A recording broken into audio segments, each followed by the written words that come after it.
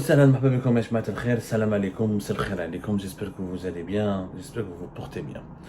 Difficile, nous vivons des temps très difficiles, notamment depuis le début de la tragédie palestinienne à Gaza. C'est très difficile de parler de l'actualité et de s'exprimer, d'essayer d'expliquer. Les gens sont dans l'émotion. Aujourd'hui, la dictature des réseaux sociaux nous enlève toute possibilité d'avoir du recul par rapport aux événements. Aujourd'hui, les TikTok, les Instagram, les Facebook, même les YouTube, etc., la dictature des réseaux sociaux nous impose l'immédiateté et on est sous le diktat de l'émotion. Tellement ce que nous vivons, je remarque ça dans le monde depuis le début de la pandémie de la Covid-19, l'émotion a totalement pris le dessus sur la raison. On n'arrive plus à réfléchir, on n'arrive plus à expliquer. Les gens ne prennent pas le temps nécessaire pour se remettre en cause et pour dire comment on peut faire pour s'en sortir de cette impasse, faire face à tel problème, trouver une solution à tel problème. On est que dans l'émotion, on dénonce, on pleure, on s'énerve, on critique, on insulte, on méprise, on injure, mais il y a plus de réflexion parce qu'il y a la dictature de l'émotion. C'est ce que nous constatons avec le problème de la tragédie palestinienne qui malheureusement, je remarque en Algérie, c'est pour ça que je fais ce coup de gueule, je suis en train de voir cette tragédie est en train d'être transformée par le régime algérien en une bénédiction.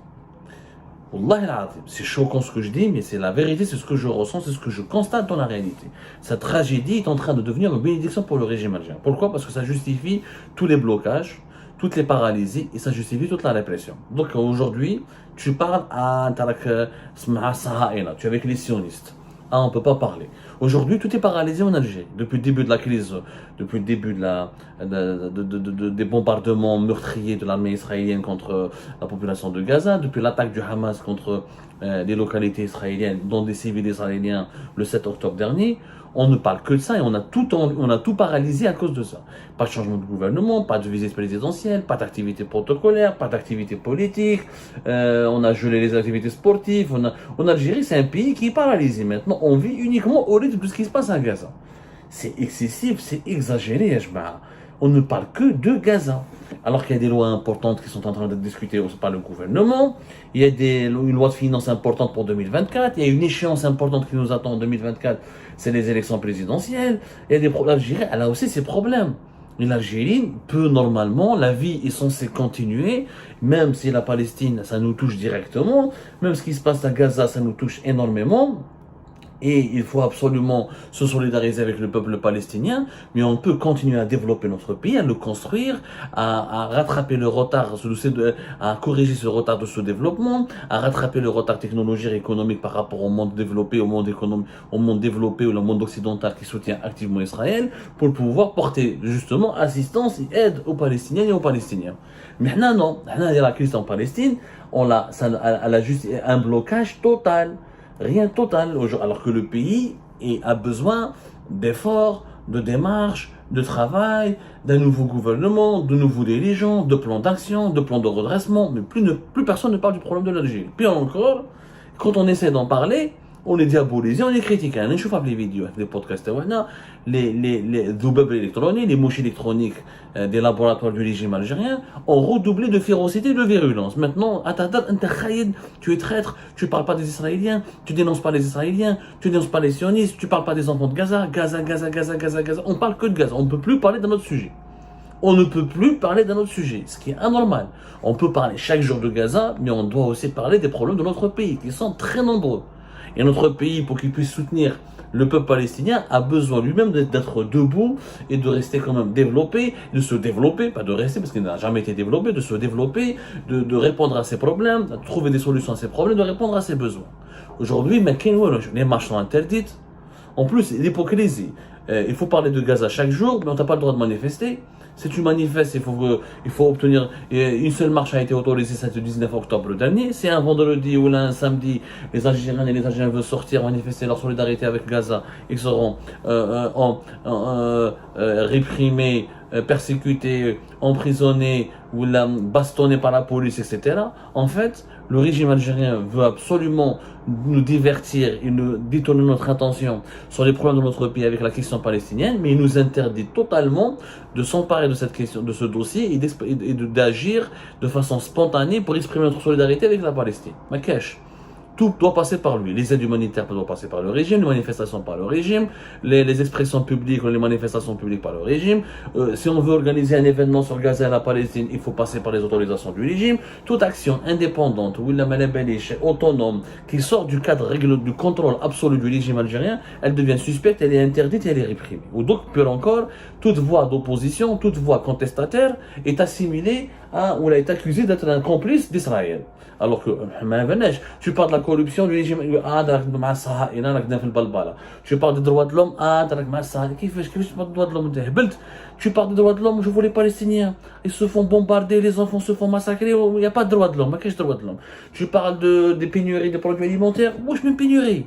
Il n'y a pas de pénurie, regardez les Palestiniens, ils n'ont même pas d'aide, ils n'ont même pas de quoi bouffer, ils n'ont même pas d'électricité, ils n'ont même pas d'eau. Regardez, eux sont pires que nous. Il faut parler que d'eux. Il ne faut pas parler des problèmes des Algériens et des Algériens. Plus personne ne parle de l'Algérie. Gaza, elle a dominé le champ lexical, l'agenda du travail du gouvernement, du président de la République. Plus personne. Il y a Ayman Abdelrahman, il a fait la tournée du Sénat et du Parlement pour parler de la déclaration politique de ce qu'il veut faire en 2023, et personne ne s'intéresse à ce qu'il a dit. Alors qu'il a dit des grossièretés. Il a fait des promesses, il a parlé, la situation s'améliore, la situation n'est pas en train de s'améliorer.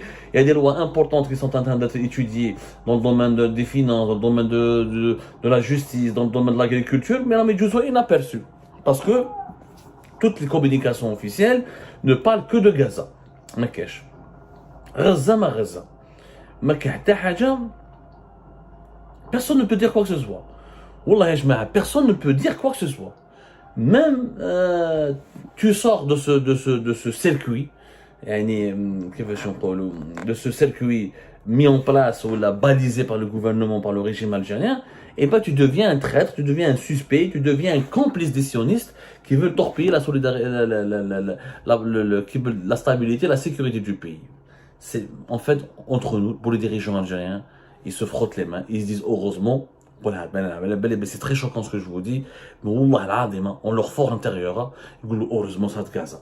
Donc khlas, on ne parlera pas des problèmes, parce qu'avant ils étaient en train de paniquer, c'était la fin de l'année, c'était la rentrée sociale, la cherté de la vie, l'inflation a battu encore des records, il y a toujours des problèmes de disponibilité de produits de large consommation, pénurie de médicaments, pénurie de certains produits alimentaires, chômage qui explose, paralysie économique, pas de projet, pas de méga projet, la croissance économique elle est en berne, les prix du pétrole et du gaz ont beaucoup baissé par rapport à 2022, les revenus du pays vont baisser beaucoup par rapport à 2022, beaucoup de scandales politiques, l'affaire du décret présidentiel à fin d'État 26 septembre 2023, les nouvelles nominations au palais présidentiel, les dysfonctionnements et les incohérences au niveau des services secrets, les problèmes avec la police, les nouvelles prérogatives très intrigantes et bizarres dans la gendarmerie nationale, les luttes d'influence pour l'agenda des élections présidentielles 2024, le deuxième mandat de Tebboune, le bilan de Tebboune après l'échec des BRICS, après l'échec d'accueillir et de remporter une Coupe d'Afrique en 2025 ou en 2027.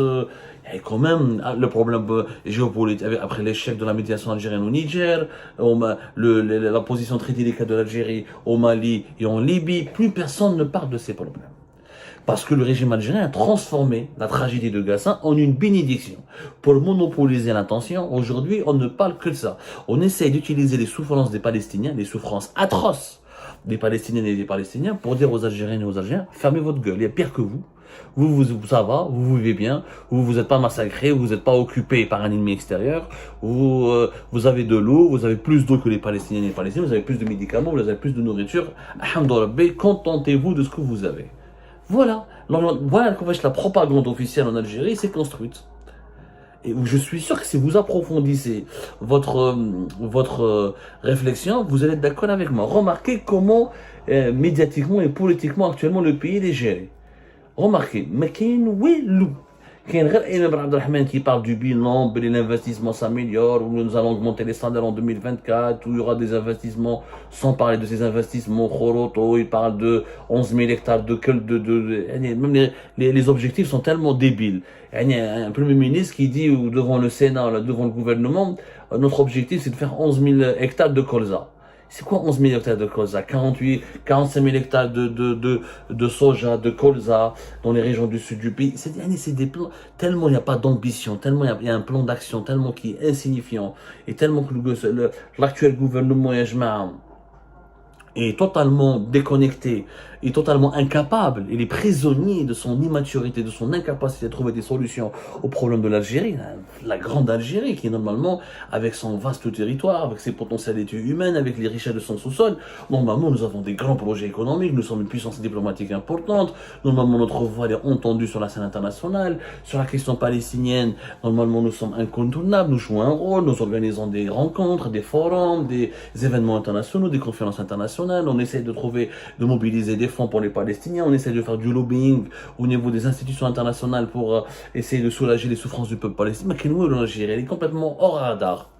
On se contente juste de communiquer localement et de bombarder l'opinion publique algérienne par un flux d'informations de détresse sur la population palestinienne, en reléguant au second plan et en paralysant toutes les autres actions, là, en gelant tout ce qui devait être changé, effectué ou accompli pour améliorer le confort de vie, le niveau de vie ou comment ça s'appelle, ou les revenus des Algériens ou pour corriger un peu le sous-développement du pays. Rien que je paralysé.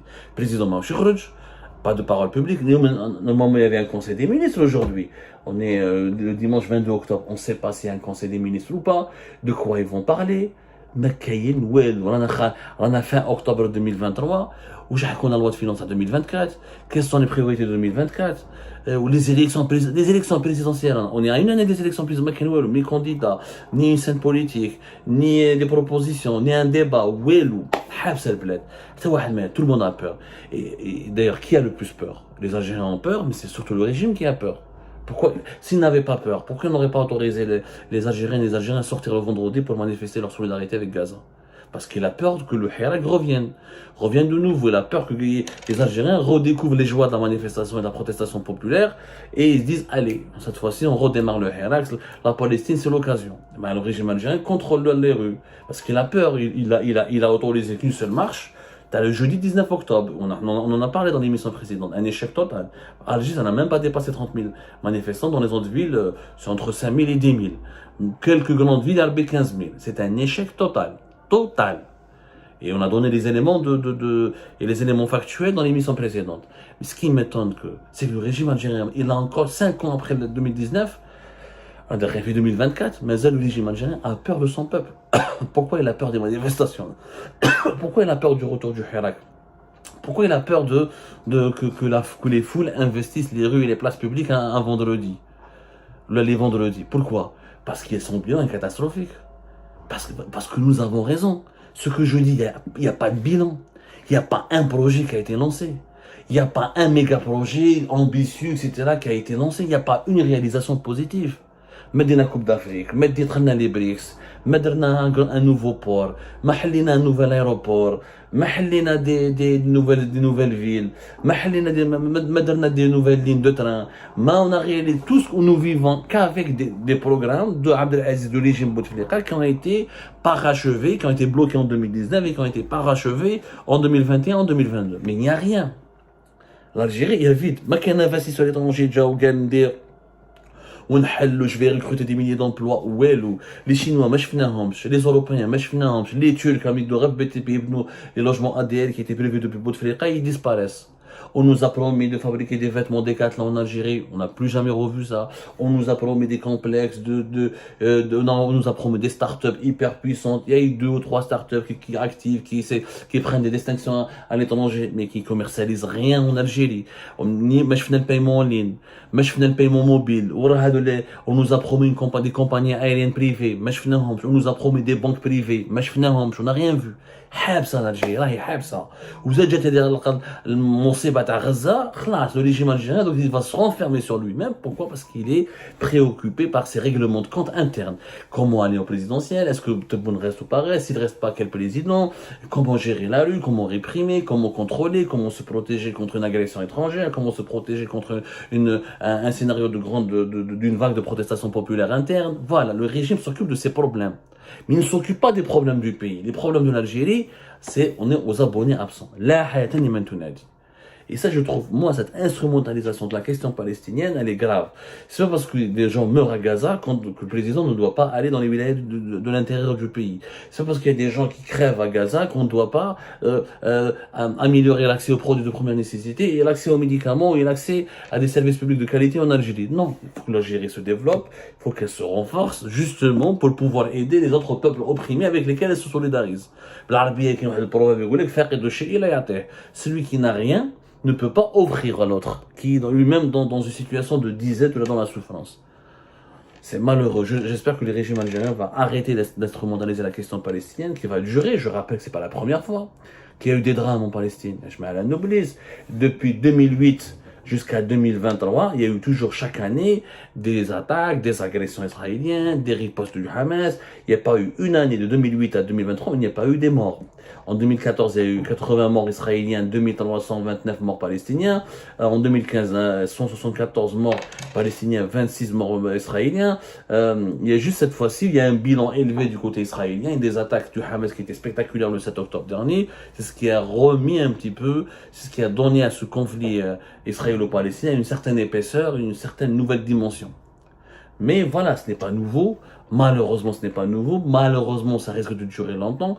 Tant qu'il y a une superpuissance israélienne plus soutenue par des superpuissances mondiales face à une Palestine opprimée, soutenue uniquement par des pays arabes sous-développés, déstructurés, et que dans ces pays arabes et musulmans comme l'Algérie, ils n'arrivent pas à s'en sortir de leur sous-développement en travaillant, en redressant leur pays, en développant leur pays, en investissant dans ce qui est technologique et scientifique, dans ce qui est progrès scientifique et technologique pour le futur, bah les Palestiniens, ils ne pourront pas compter beaucoup sur ces pays arabes et musulmans, quoi. Et ça y est, les Palestiniens le savent. Mais malheureusement, les régimes dictatoriaux qui mènent les régimes algériens instrumentalisent les souffrances du peuple palestinien justement pour détourner l'attention, pour fermer la porte et verrouiller les accès, pour verrouiller le champ des libertés publiques et des droits civiques, pour réprimer davantage les opposants et pour imposer une chape de plomb sur le pays. Genre, voilà, ne contestez pas, ne protestez rien, ne protestez contre rien, ne fermez votre gueule, il y a pire que vous. La priorité, c'est de se protéger contre les Israéliens. Voilà, c'est malheureux et inquiétant même.